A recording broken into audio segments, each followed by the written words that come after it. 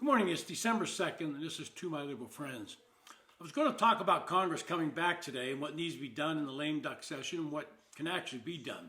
But all that changed with the announcement by the White House yesterday that Joe Biden has pardoned his son, Hunter. And this pardon goes against everything that Joe Biden has said in the past. He has explicitly promised not to intervene and would not pardon nor commute any sentence handed down to his son. But I think we know that this promise was simply political hot air and vanished once Joe Biden was out of the race and completely vanished once Donald Trump won the election in November. He could have counted on Harris to pardon his son, but we will never know since she lost. If you look at the language of the pardon, it's very vague but wide-sweeping. The full and unconditional pardon the president granted to Hunter covers, quote, offenses against the United States which may have committed or taken part in during the period from January 1, 2014 through December 1, 2024, end quote. So rather than merely pardoning his son for gun crimes for which he was convicted and tax crimes for which he pleaded guilty, the president's pardon covers all offenses against the United States which he may have committed or taken part in from January 1st, 2014 through December 1st, 24. That language mirrors the language in Ford's pardon of Nixon, which did not merely cover the Watergate scandal, but extended to all offenses against the United States that Nixon may have committed between January 1969 and August 9, 1974, the exact span of Nixon's presidency. The starting date of January 1st, 2014 in the Biden pardon was not chosen randomly. Hunter Biden joined the board of Burisma Holdings, a Ukrainian gas company, in April of 2014, while his father, Joe Biden, was still the vice president. Republicans have accused the younger Biden of illegally profiting off his position on that board. I want you to think about those dates for a minute. What that really means is that since they cannot prosecute Hunter Biden for any influence-peddling crimes he may have committed while his father was both vice president and president, it also offers a buffer against any investigations or prosecution of Joe Biden himself. You can bet the Republicans who have looked a lot harder at who the big guy was in the emails between Hunter and associates. But here's the caveat that they didn't think through.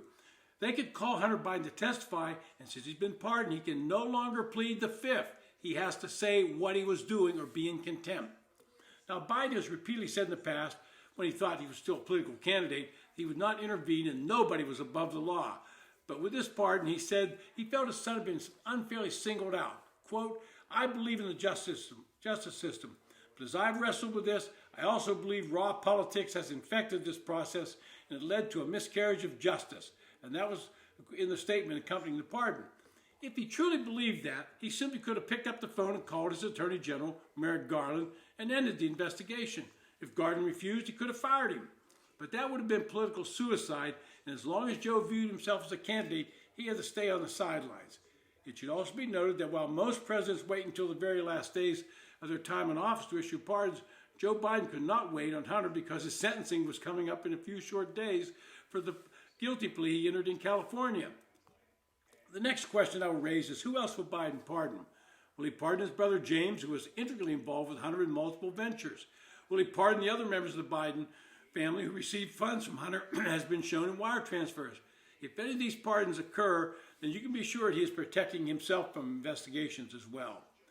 Now, the legal community has already spoken up on this pardon.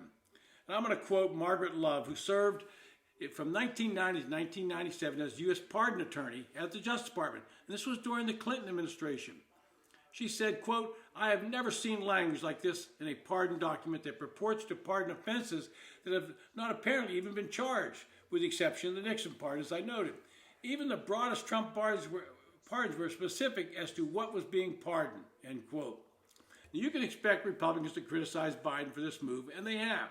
But even Democrats, at least some of them, are critical of the pardon. Colorado Governor Jared Polis, a potential 2028 candidate, said, quote, well, as a father, I certainly understand President Joe Biden's natural desire to help his son by pardoning him. I'm disappointed that he put his family ahead of the country. This is a bad precedent and could be abused by later presidents and will sadly tarnish his reputation. A Democratic congressman from Arizona, Greg Stanton, said, quote, I respect President Biden, but I think he got this one wrong. This wasn't a politically motivated prosecution. Hunter committed felonies and was convicted by a jury of his peers, end quote. Now, I suspect that some more Democrats will object to the pardon, especially those that harbor thoughts about running in 2028. They want peers as law and order types. And this opens the door for Donald Trump to pardon many of the January 6 people who have been charged and convicted. And I'm going to disagree with those pardons if they occur. They broke the law and illegally entered the Capitol and caused damage. They are guilty and they should be prosecuted and convicted.